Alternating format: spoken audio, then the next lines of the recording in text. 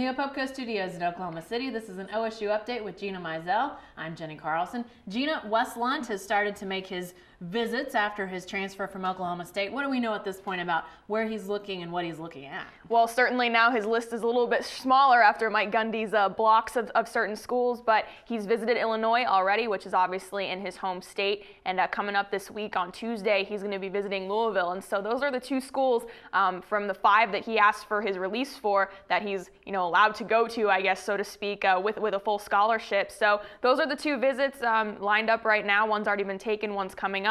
And so then it's going to be interesting. I would expect probably a decision soon after, but Notre Dame is obviously, again, kind of back in play. We've heard, some rumors and some stuff that they're interested, and now with this whole Everett Golson no longer being enrolled at the school, that kind of creates a whole nother situation of, is that maybe a place where he then asks for a release for and potentially ends up? Okay, so Illinois, Louisville, Notre Dame, do any of those 3 make more sense than any of the others for Wes Lunt and what he brings to the table? I think they all make sense for different reasons. Illinois obviously is his hometown school. It's a school he grew up watching, and he could potentially, go in there and try to help them, climb back into, Big Ten, contention, so to speak. They've been down obviously for several years now. Louisville, you have a chance to succeed Teddy Bridgewater, who obviously has been a great quarterback for Louisville. It's probably going to be a Heisman contender coming up this season. So, you sit out, you redshirt, you learn under him, and then maybe you have a chance to step in right after that. And Notre Dame is certainly interesting after this whole